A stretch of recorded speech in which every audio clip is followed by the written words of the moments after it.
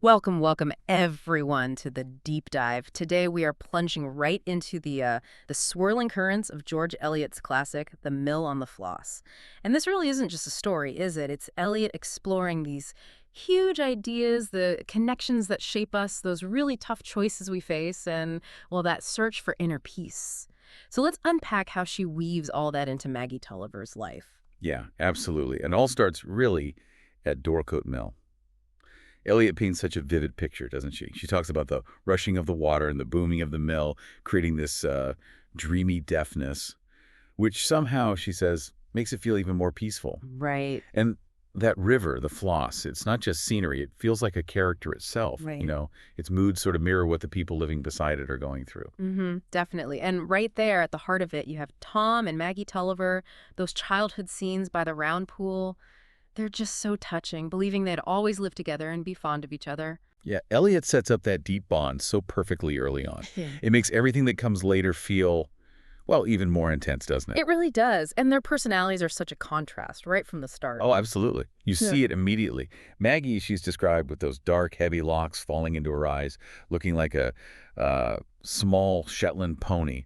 She's all passion and curiosity, always imagining things, witches, devils. Mm. And then there's Tom, much more practical, maybe a bit stern sometimes, but he's got this deep loyalty. He calls her, "Oh, Magsy, you little duck." Yeah. That difference, Maggie's sort of hungry mind and Tom's sense of duty, that really drives so much of the conflict later on. But then life throws them a curveball, like that unpredictable river, things take a turn. The family has this financial downfall. Right, a huge blow. It casts this shadow over everything. But interestingly, that external hardship pushes Maggie inward, doesn't it? It forces a kind of self-reflection. It absolutely does. In the middle of what Eliot calls a sordid life, Maggie stumbles upon Thomas à Kempis. Ah, yes, the imitation of Christ. Exactly. And reading it has this massive impact on her. It offers a path, a tough one, mind you, Yeah. towards finding some kind of spiritual comfort. She finds these ideas like, know that the love of thyself doth hurt thee more than anything in the world. Wow, that's quite direct. It is. And also, everywhere thou shalt find the cross, thou must have patience if thou wilt have inward peace. It's this really interesting look at how finding freedom might actually come through, well, giving up parts of yourself, especially for someone as passionate as Maggie. And that internal struggle, searching for meaning when everything outside is chaotic, that feels so relatable. I mean, don't we all grapple with that sometimes? Trying to find an anchor inside when the world feels stormy. What do you think Eliot's really saying about finding peace? Well, I think she suggests it often involves moving beyond just thinking about ourselves. But she never pretends that's easy for Maggie.